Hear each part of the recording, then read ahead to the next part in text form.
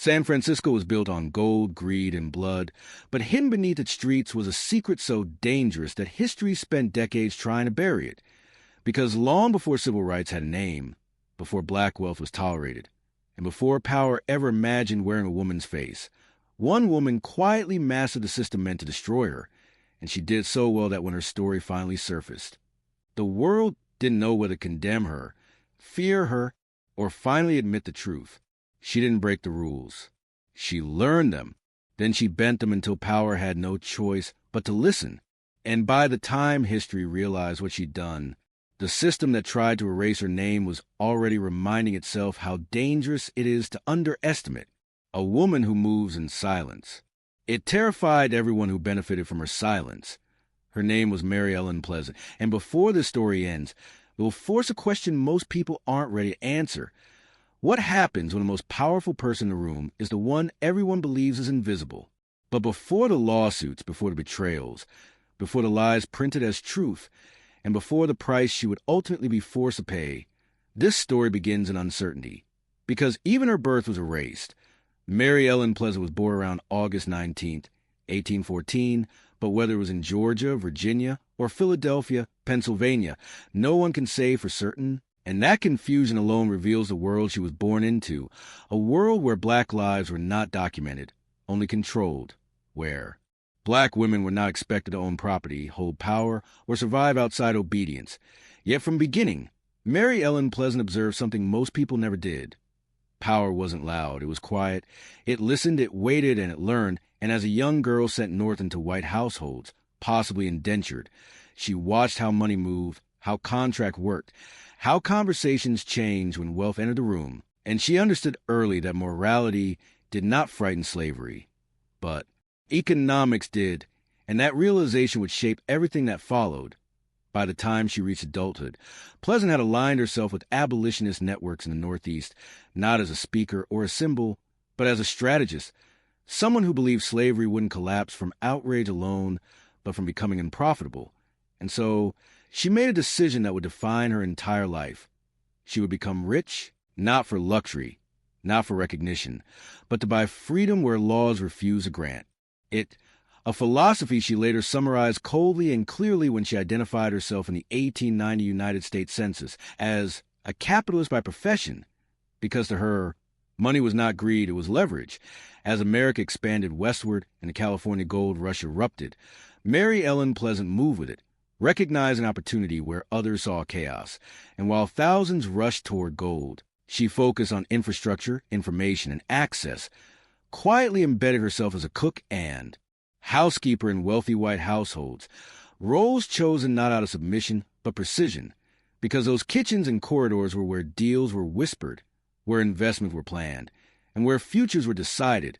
And while San Francisco's elite barely noticed her presence, she noticed everything, learning which banks were unstable, which land would appreciate, which men were reckless, and which could be controlled. And as her wealth grew through real estate, mining shares, and strategic loans, she hid it deliberately, knowing a black woman with visible power in 19th century America was not admired but targeted.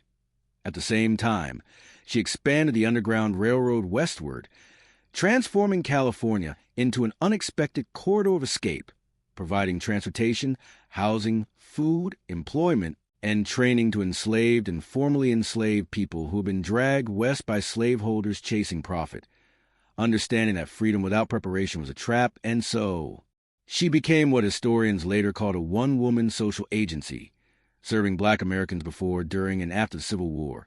But her most dangerous move happened far from California, when her money found its way to John Brown, the abolitionist who believed slavery could only be destroyed through violence. And when Brown launched the raid at Harpers Ferry in 1859, few realized that part of the funding had come from a woman whose name would not appear in headlines.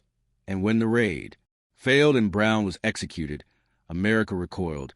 But the real danger had already begun, because from that moment on, Mary Ellen Pleasant existed in a precarious space where wealth, race, and rebellion collided. And after the Civil War, as freedom was declared but not protected, she turned to the courts, suing streetcar companies, challenging segregation, and winning civil rights cases in California decades before such victories were supposed to be possible, earning her the title the Mother of Human Rights in California, a title that made her admired in private and resented in public. Yet power never goes unanswered, and as her influence grew, so did the forces watching her, waiting for a moment to dismantle what she had built, a moment that would arrive through alliances, illusions, and a house that was never truly what it seemed. And as the story moves forward, everything Mary Ellen Pleasant fought for, her fortune, her reputation, and her freedom, will be tested in ways she could never fully control, because the same system she learned to master would eventually turn its full weight against her. And when it does, the truth about what happens to powerful women who challenge history itself will finally be revealed. So if you want to understand how this story unfolds, how influence becomes betrayal, how courts become weapons, and how history decides who is remembered and who is erased, subscribe now, stay with this series, and prepare for part 2, because what happens next is the moment Mary Ellen Pleasant's world begins to collapse, and once it starts, there is no turning back. Thanks for subscribing to the Untold Crime, and welcome to the part 2. Collapse never announces itself all at once.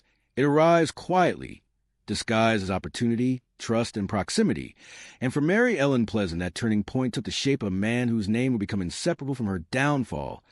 Thomas Bell, a wealthy San Francisco banker and capitalist whose respectability masked ambition, and whose alliance with Pleasant appeared at first to be the perfect shield. In the 1870s, when Mary Ellen Pleasant understood better than anyone how fragile her position was as a black woman with money, influence, and a reputation for winning in court, she made a calculated decision to hide her power in plain sight by attaching it to white respectability. And Thomas Bell offered exactly that, a socially acceptable face through which her wealth could move without immediate suspicion. So together they constructed not just a financial partnership, but an illusion, a carefully staged performance in which Pleasant assumed the public role of housekeeper, while privately directing investments, managing servants, orchestrating household operations, and influencing business decisions that extended far beyond the walls of the Bell estate. And in San Francisco society, it became an open secret that although the house bore the Bell's name, Mary Ellen Pleasant was the one who truly ran it, the one who knew where the money flowed and how power bent when pressed quietly. But illusions require constant maintenance, and when Thomas Bell's health declined and he died, the balance that had protected Pleasant shattered instantly, because death removes masks and invites scrutiny, and almost overnight, allies turn into adversaries, whispers turn into accusations, and courts that had once recognized her brilliance now viewed her through the distorted lens of race, gender, and resentment. And the same legal system she had mastered became the arena of her undoing, lawsuits. Followed Bell's death, brutal and relentless, designed not only to reclaim money but to dismantle Pleasant's credibility, portray her not as a financier or benefactor, but as a manipulator, a schemer, a woman who had overstepped the boundaries society had drawn for her. And while some cases ended in partial victories, many did not, because by then the question was no longer whether she was right, but whether she was allowed to be powerful at all, and judges, juries, and newspapers answered that question with increasing hostility. Her fortune, once vast enough to fund revolutions and build empires, began to evaporate under legal fees, seize assets, and judgments shaped by prejudice rather than fact. And as her wealth diminished, so did the protection it had quietly afforded her, leaving her exposed in a city she had once helped shape. The press turned vicious, recasting her legacy as scandal, questioning her motives, mocking her ambition, and reducing decades of abolitionist work to gossip and suspicion. And in this rewritten version of her life, Mary Ellen Pleasant was no longer the mother of human rights in California, but a cautionary tale, a woman who had dared too much and paid accordingly. Yet even as her material power collapsed, her mind remained sharp, and those who encounter her in later years described a woman unbroken in spirit, still convinced that history would eventually correct itself, still aware that what had been taken from her could not erase what she had accomplished. But time is merciless to those without allies, and the world moved on, eager to forget the woman who had made it uncomfortable. By the final years of her life, Mary Ellen Pleasant lived in near poverty, dependent on charity in the very city where she had once influenced fortunes. Her name invoked more often in court transcripts than in gratitude, and on January 11th, 1904, in San Francisco, California, Mary Ellen Pleasant died quietly, far from the power she once wielded, with no public acknowledgement of the lives she had saved, the freedom she had financed, or the rights she had forced into existence.